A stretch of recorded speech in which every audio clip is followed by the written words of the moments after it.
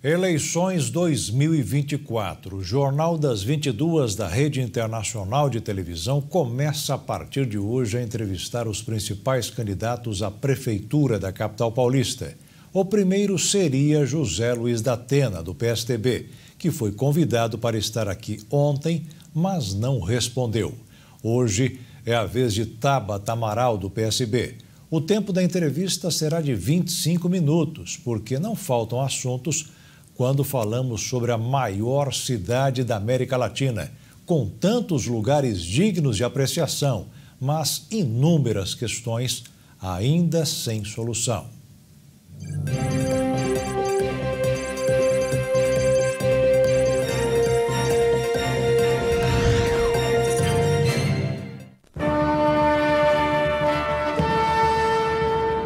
São Paulo, cidade múltipla, 470 anos de idade e quase 12 milhões de habitantes. E todo ano recebe mais que o dobro de visitantes. Pessoas que buscam espaço para morar, trabalhar, alimentar, estudar e até brincar. Mas para isso é preciso se deslocar. Em um trânsito quase parado ou num transporte público lotado. E quem fica estressado e precisa ser medicado, nos hospitais ficará bastante tempo sentado. E é preciso ter muito cuidado quando voltar para casa, para não ser assaltado. Mas para todos sempre tem um jeito. Basta prestar atenção nas propostas dos candidatos a prefeito ou prefeita.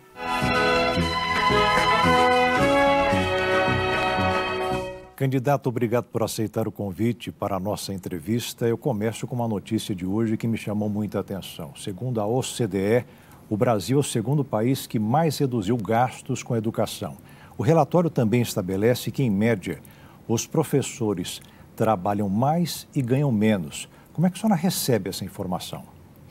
Primeiro, Alexandre, muito obrigada pelo convite. É um prazer estar aqui conversando com todos vocês. E aí, antes de dizer como eu recebo, trazer que eu estou aqui pela educação. Educação é minha causa de vida.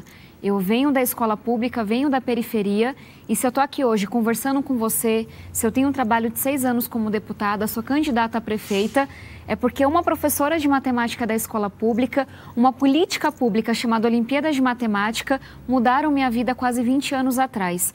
Então, nesses 6 anos como deputada, o que eu fiz foi enfrentar justamente o que você traz com essa notícia, que é um país que tem um potencial gigantesco, que tem muito talento, tem gente muito esforçada, muito garruda, mas que ainda não entendeu o potencial da educação. Se a gente olha para os dados, e é isso o que contém nessa notícia, o nosso Brasil ainda patina, especialmente na educação básica, que é o mais essencial. O nosso gasto por aluno, ele é menor se a gente olha para o resto do mundo. A gente ainda tem uma cultura que não aposta na educação. E em muitas batalhas que eu travei no Congresso, seja para a gente colocar absorvente na escola, que é uma coisa simples, para aprovar o pé de meia, que hoje está mudando a vida de quase 3 milhões de jovens com uma poupança, eu sempre esbarrava numa resistência que não tem a ver com esquerda-direita. É uma resistência de um país que olha para o curto prazo e que não entende o valor da educação. E é isso que me move, inclusive, a ser prefeita. E aqui em São Paulo, a gente tem um problema que é complementar a esse. Se você compara São Paulo com o resto do Brasil, a gente não investe tão mal. São Paulo tem o segundo maior investimento das capitais brasileiras.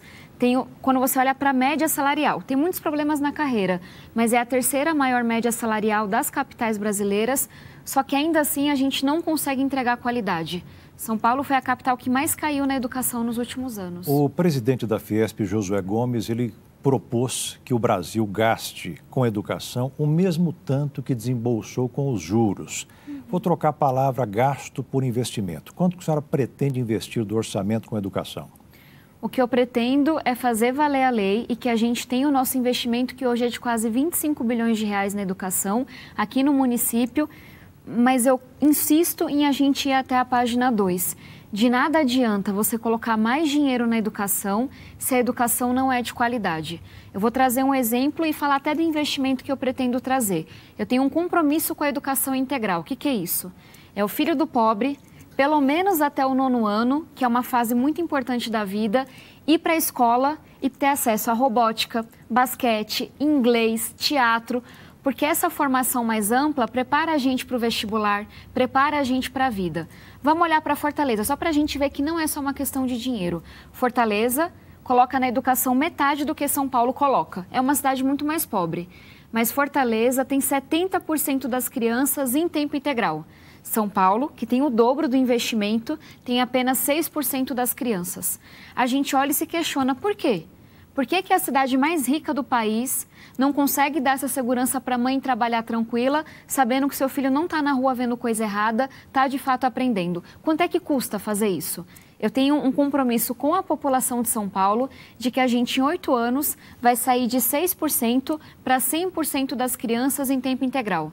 Se a gente olha para 4 anos, que é metade do caminho, eu estou falando, Alexandre, de 16 bilhões de reais que eu vou precisar colocar mais na educação, para adaptar as escolas, para contratar novos profissionais. E aí as pessoas me perguntam, mas Tabata, tem como fazer isso sem aumentar imposto? Tem.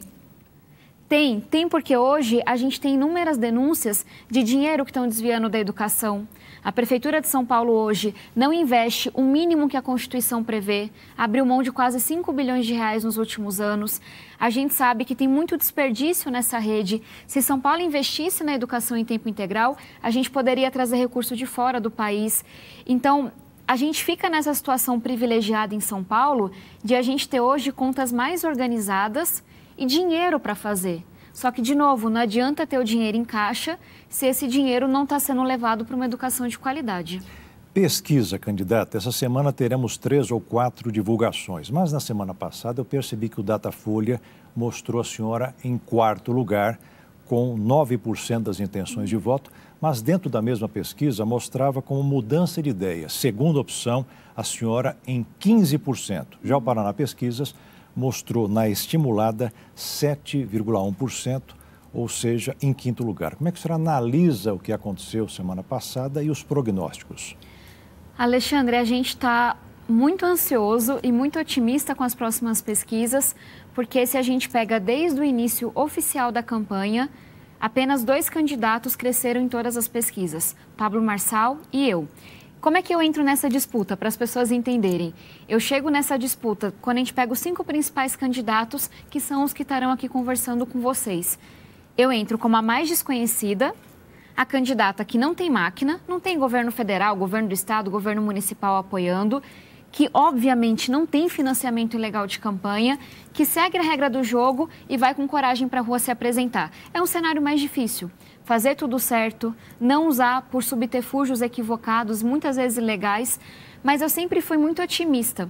E aí eu brinco, podem chamar de fé, loucura, propósito, acho que é uma mistura dessas 3 coisas. Mas eu estou muito otimista porque eu vou para a rua e eu vejo que as pessoas têm muito interesse, muita curiosidade. E especialmente as mulheres, que elas olham e falam, a Tabata é séria. A Tabata não está aí para lacrar. Ela não está aí para fazer um discurso de rede social. Ela vai cuidar do meu filho. Ela vai cuidar de quem está doente. Ela vai olhar para o transporte público. Então, como eu via esse movimento na rua, essa vontade das pessoas de apostar por um caminho sério, de preparo, eu falava, a pesquisa vai crescer. A pesquisa vai crescer. Dito e feito. Então, sigo muito otimista e muito animada. Uma disputa difícil, uma campanha muito acirrada, como a gente está vendo. Mas a gente tem o melhor time, as melhores propostas e as pessoas têm juízo aqui em São Paulo e eu confio muito nisso. A senhora citou a mulher mãe, mas tem a mulher empreendedora, jovem como a senhora, as mais idosas. As mulheres vão comprar, no bom sentido, a campanha da senhora e abraçar essa causa? Eu acredito que sim, Alexandre. E isso, quem me diz, não é nenhum estudo, é a percepção da rua mesmo. Estou aqui com a minha vice, professora Lúcia França, que é uma empresária, professora, diretora de escola, e ela que me chamou a atenção. Tabata, você já percebeu que de cada 10 pessoas que nos abordam na rua, 6, 7, 8, 9 são mulheres? Porque não é uma campanha... Sim, são 2 mulheres, é uma coisa histórica. A gente tem um olhar muito atento para a segurança nas ruas, para a qualidade da educação, para a saúde, são temas que as mulheres se preocupam mais. Mas não é uma campanha que fala, vote em mim porque eu sou mulher. Não, vote em mim porque eu sou honesta. Vote em mim porque eu tenho preparo. E aí a gente começou a querer entender por que as mulheres estão olhando mais para a gente com mais atenção. E a gente chegou a uma conclusão, que eu vou dizer aqui sem filtro nenhum, que é porque as mulheres têm mais juízo. O homem, não é todo homem, gente, mas não fiquem bravos comigo aqui. Não. Quem é que marca a consulta do filho? Quem é que leva o filho na creche? Quem é que pega o remédio do marido? Quem é que cuida do pai e do sogro também? Muitas vezes são as mulheres. Então, a nossa tese, a nossa teoria, é que as mulheres elas são mais impactadas quando as coisas não dão certo. Quando você tem uma aventura política que faz com que o posto não funcione, com que a creche não abra. Então, a gente está até brincando, com muito respeito aos homens. Dado que as mulheres têm mais juízo e não querem candidato aventureiro, não querem saber de prédio de 1 quilômetro de altura, de bondinho voador, elas querem que a prefeitura funcione, para que elas possam trabalhar, para que os filhos possam prosperar. A gente para uma mulher na rua e fala, bote um pouquinho de juízo na cabeça do seu marido, na cabeça do seu filho, explica para ele o que é que está em jogo, porque essa eleição é sobre coisas muito sérias. Eu estou conhecendo a senhora com essa roupa social, casual, branca e azul, mas já vi a senhora nas redes com jaqueta preta. Parece que a senhora tem uma estratégia diferente para enfrentar os adversários. O que é que muda agora, nesse sentido, tanto na TV aberta, quanto a RIT, quanto as redes sociais? Precisamos voltar... Eu estou dando risada porque a história é engraçada. Eu tenho cara de menina e todo mundo deixa isso bastante claro. Eu sou jovem, muito bom, mas eu pareço mais jovem do que eu sou. Então, chegou nessa eleição e eu percebi que a principal crítica que meus adversários iriam usar contra mim, dado que eu sou uma pessoa honesta, eu trabalhei diretamente na aprovação de 18 projetos de lei no Congresso em 6 anos. Isso não é comum. Mas as pessoas olham e falam, é uma menina? Não vai dar conta? E aí tem uma coisa que, para mim, vem da minha história mesmo. Eu tive que amadurecer muito rápido. Eu cresci uma ocupação na periferia, perdi meu pai para o crack muito nova, trabalho desde muito nova. Então, apesar da cara de menina, tenho casca. E isso ficou muito claro em Brasília. Quando eu enfrentei o ministro da Educação, Vélez, que não tinha nenhum compromisso da educação, a garra que eu tive para brigar com a esquerda, com a Faria Lima, com quem eu tivesse que brigar para aprovar meus projetos, mas chegou nessa disputa e alguns candidatos, talvez por essa cara de menina, acharam que iam conseguir me dobrar. Estou falando do Pablo Marçal. Começa a disputa, Pablo Marçal faz uma coisa muito pesada e muito suja, que é ele conta uma mentira sobre a morte do meu pai para tentar me desestabilizar. Meu pai é a pessoa mais importante na minha história. Se eu estou aqui é por conta do meu pai, que apesar de ser um homem doente, meu pai era bipolar, era dependente químico, era um homem brilhante. Ele era cobrador de ônibus e me ensinou a gostar de matemática. E jogava xadrez comigo e me deu gosto da leitura. Eu sou apaixonada pelo meu pai. E aí vem o Pablo Marçal, enfim, nessas baixarias dele, e conta uma mentira de que meu pai se matou por minha culpa. Que eu teria saído do Brasil, abandonado meu pai. Mentira, eu estava do lado do meu pai quando isso aconteceu. E aí eu vou para cima, porque ele atacou a minha família, ele atacou a minha honra, ele atacou a minha história. E ele não esperava que eu fosse reagir com a força que eu reagi. Tanto é que até hoje ele não consegue falar de mim, ele fica desestabilizado. E aí quando isso aconteceu, eu falei, olha, vão achar que por ter essa cara vão montar em cima. Vão me dobrar, eles não sabem a minha história, eles não sabem de onde eu venho. Então, quando eu vou com força para falar dos crimes do Pablo Marçal, para expor as ligações que ele tem com o crime organizado, para falar, olha, você não vai falar qualquer coisa da minha família, porque eu sei me defender, porque eu sei qual é a minha história, porque eu sei de onde eu venho, aí sim, bota uma roupa escura, fala grosso, vai para cima, e essa é uma coisa que as pessoas não esperam. O ministro Márcio França fala muito, Tabata, o seu problema é que a sua aparência não combina com o que vem depois. A senhora também diz que o Nunes e o Boulos têm medo do Marçal. Num segundo turno, a senhora estaria com quem ou ao lado de quem? Alexandre, eu estarei no segundo turno. E eu tenho essa convicção faz mais de ano. Um ano atrás, as pessoas tinham certeza que eu não seria candidata, que eu não teria o apoio do partido, que eu não teria a menor chance nessa eleição. Vem a eleição, eu tenho a oportunidade de apresentar minhas propostas, de me apresentar e começa a crescer na pesquisa. Então, eu estarei no segundo turno. O que o Nunes e o Boulos fazem é um cálculo eleitoral antiético. O Boulos não ataca o Marçal, porque o Boulos sabe que se ele for contra o Marçal, ele tem um pouquinho mais de chance. Se ele for contra mim, ele não tem. O Nunes, ele não ataca o Marçal de frente e demorou muito para falar do que está acontecendo, porque ele quer o apoio do Marçal no segundo turno. Agora, essa é uma aposta muito arriscada para se fazer com São Paulo. Talvez eu não ganhe muito eleitoralmente atacando o Marçal, falando do Marçal. Agora, eu venho da periferia. Eu sei o que é o crime organizado, que muitas vezes faz com que um menino de 13, 14 anos seja assassinado. Eu vou deixar que um candidato que tem inúmeras ligações com crime organizado seja prefeito da minha cidade? Eu não vou. Em uma eventual vitória da senhora, pensemos no partido PSB. Tem poucos vereadores, a senhora é chapa puro sangue e a Câmara de Vereadores tem 55 cadeiras para os vereadores. Como é que a senhora analisa a governabilidade da senhora pós-eleição? Se tem uma coisa que eu demonstrei nesses 6 anos de deputada federal, é que eu tenho uma capacidade grande de passar da eleição, desmonta palanque e trabalha com quem o povo escolheu para trabalhar com você. Eu não era base do governo Bolsonaro. Por 2 anos fiquei sem partido político. Cheguei em Brasília sem padrinho. Quem é que pode, com a independência que eu tenho, chegar e dizer: ajudei a aprovar 18 projetos de lei. Escrevi uma lei que está mudando a vida de quase 3 milhões de jovens, que é o Pé de Meia. Fui a líder desse projeto maravilhoso que a gente tem para colocar absorvente na escola. Fui eu que articulei com o governo Bolsonaro a vacina dos professores na pandemia. É essa capacidade de diálogo e articulação que eu trago para a Prefeitura de São Paulo. E eu estou sempre virando a pergunta: o que é que o Boulos fez como deputado? Eu não sei apontar um projeto que ele aprovou. O que é que o Nunes fez como prefeito? O Nunes deixou de fazer a maioria das coisas que o Bruno Covas tinha prometido. A senhora falou em diálogo. Houve alguma conversa recente com o presidente Lula? Pergunto do presidente Lula porque o Tarcísio ele já está fechado com o Nunes. Então, penso em relação à presidência da República, que ele ajuda muito também na governabilidade. Esse eu acho que é um outro diferencial, Alexandre. Eu não sou a candidata nem do Lula, nem do Bolsonaro. É importante deixar isso claro. Eu sou uma candidata independente.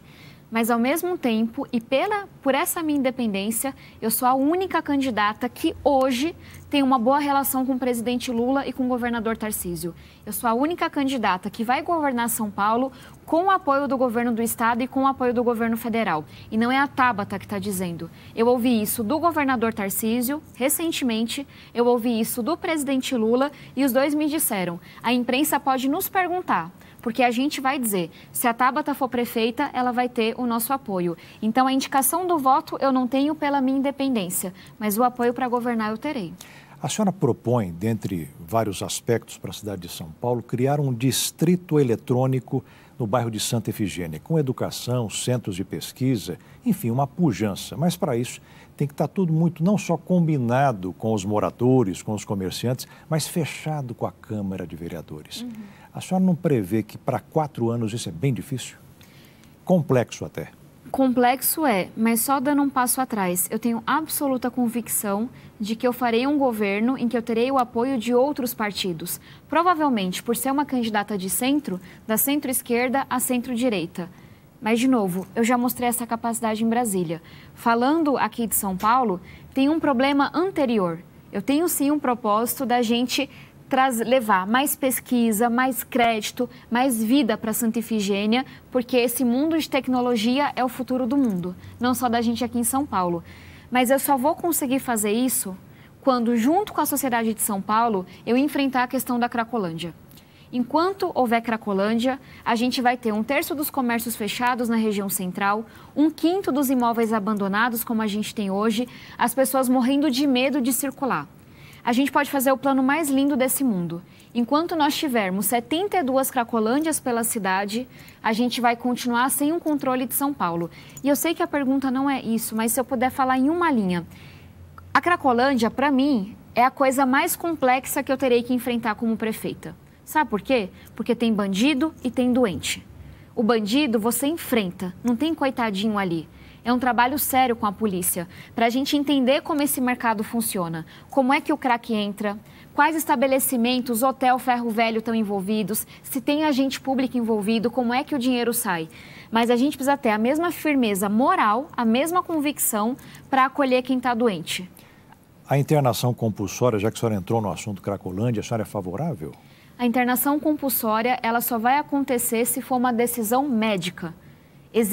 Eu sou formada em astrofísica. Eu tenho muito apreço pela pesquisa, por quem estuda o que está fazendo.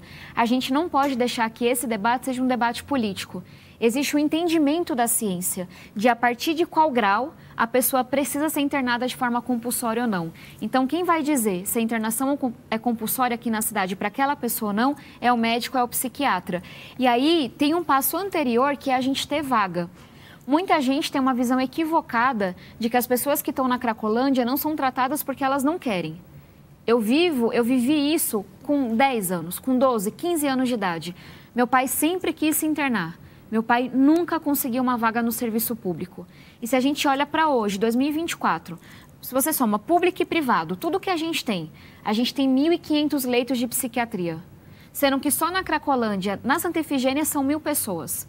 E a gente não precisa de leito de psiquiatria apenas para quem tem dependência química. É para quem tem uma depressão profunda, é para quem tem um surto psiquiátrico, é para um paciente grave de esquizofrenia. A gente não tem vaga na cidade. Esse debate de internação compulsória é a página 2.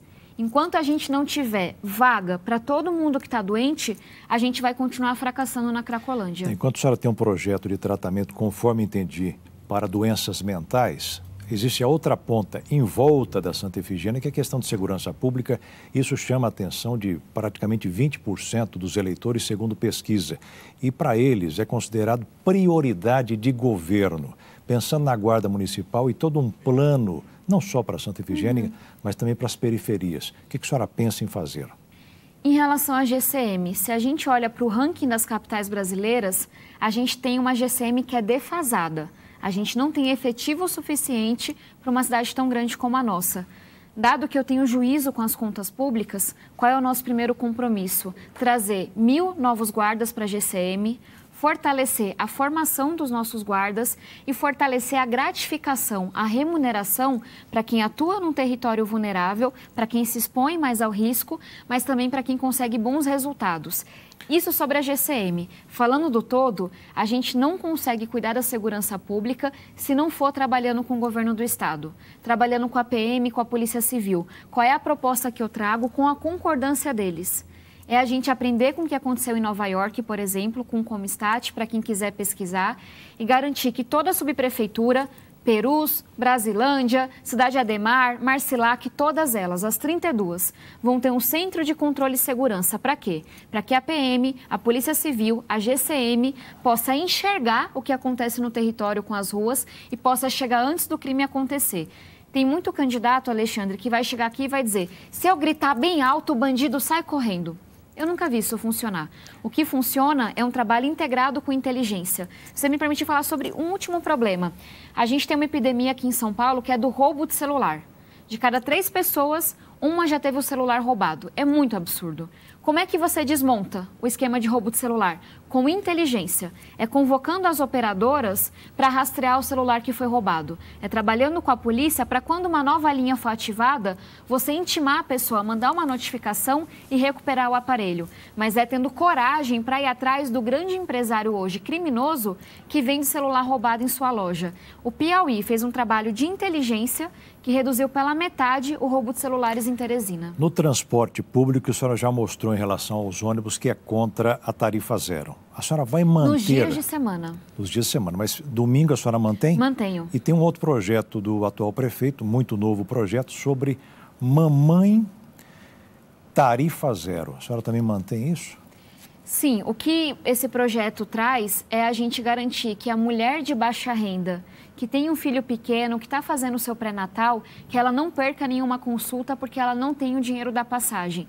Então, essa é uma política de assistência, de saúde, não é uma política de transporte propriamente dita.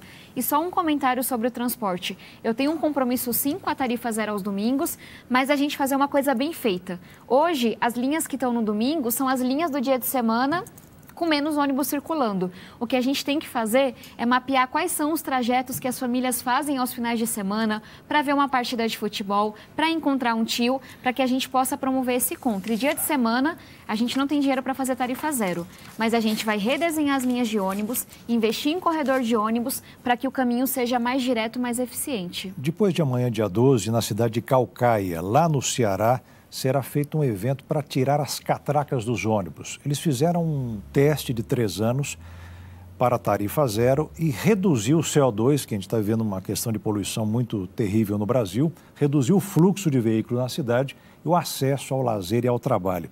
Não seria um momento também de repensar uma tarifa zero bem pesquisada para todos os moradores? Alexandre, eu não sei qual é o orçamento de Caucaia, mas eu chutaria que o orçamento de Caucaia é menor do que o que a gente coloca do dinheiro público no transporte público em São Paulo. É muita irresponsabilidade de alguns candidatos adversários meus que querem pegar experiências de cidade com 10 mil habitantes e achar que isso significa algo para uma cidade de 12 milhões de habitantes. A gente, o contribuinte, coloca por ano 10 bilhões de reais no transporte público. Para fazer a tarifa zero, seria outros 10 bilhões de reais. Num cenário que a gente sabe que está faltando ônibus desde a pandemia, que as linhas são antigas. Meu pai foi cobrador de ônibus 15 anos atrás. As linhas são as mesmas hoje. E a gente sabe que tem muita denúncia de corrupção, inclusive do crime organizado, lavando dinheiro no transporte público em São Paulo. Essa irresponsabilidade eu não topo. Nós estamos agora entrando no último minuto da entrevista e as vossas considerações finais nesse minuto. Muitíssimo obrigada por estarem nos acompanhando, obrigada pelo espaço. Aqui é muito corrido, mas eu queria convidar vocês a conhecerem a minha história, o que fiz como deputada, mas, sobretudo, nossas propostas. Eu tenho certeza que esse time tem experiência de vida, de conhecer realmente a periferia, conhecer o centro de São Paulo. Minha trajetória vem sendo um grande esforço para trazer mais próximo a periferia e o centro, para que a minha vida não seja uma exceção. Então, convido vocês a acompanharem as redes sociais, Tabata Amaral SP. Quem quiser saber mais, tem uma série no YouTube, é só pesquisar Tabata Amaral SP também, e vou trabalhar amanhã, tarde e noite para merecer o voto de vocês e, como eu sempre digo, se for da vontade de Deus, da vontade do povo, que a gente possa eleger o time do 40 no dia 6 de outubro. Corrido! Agradeço até aqui e até a próxima. Muito obrigado. Até a próxima. Obrigada.